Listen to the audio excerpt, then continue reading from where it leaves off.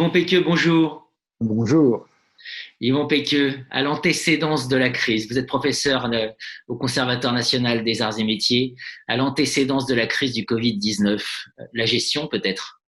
Non, beaucoup la gestion, en particulier tout ce que nous avons enseigné et enseigné finalement avec aucune discussion possible, qui était l'éclatement des chaînes globales de valeur. Éclatement des chaînes globales de valeur auxquelles on avait ajouté l'artifice de durable. Mais là, en tout état de cause, le signe est clair. Il ne saurait y avoir d'éclatement des chaînes globales de valeur, même durables, sans remise en cause. On retrouve cette question du retour de l'État, sans questionnement sur la souveraineté nationale. Première chose, c'était prévisible à défaut d'être prédictible.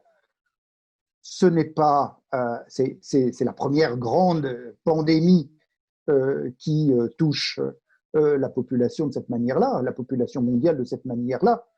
Mais il y en avait quelques autres, des petites avant, hein, le SRAS, le HIV, le SIDA. Mais comme c'était possible à circonscrire et comme ça ne touchait que des groupes de population suffisamment limités, nous n'y avons pas porté attention. Deuxième signal, les éléments associés au réchauffement climatique. On a beaucoup d'inconnus sur l'origine de ce virus, mais il semblerait qu'il ait été éveillé par deux catégories, celle du réchauffement climatique et celle de la métropolisation à tout va qui a marqué nos sociétés. Le tout assorti de cet éclatement des chaînes globales de valeur. Donc finalement, le passé nous enseigne deux choses, le tressage entre une crise environnementale que l'on doit acter en tant que telle et une crise sanitaire qui est reliée à la première et auquel nous n'avions pas voulu faire attention et en tous les cas, auxquelles les catégories qui sont celles que nous enseignons, qui sont celles sur lesquelles nous effectuons des recherches, donc catégories qui ont été totalement aveugles, sourdes à ces signaux qui nous étaient envoyés.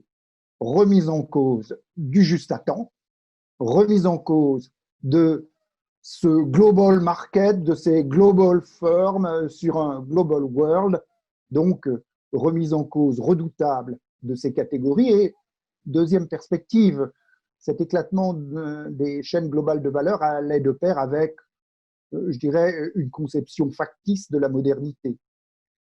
Cette conception factice de la modernité vient de s'effondrer. C'est notre mode de vie au sens global du terme qui est questionné.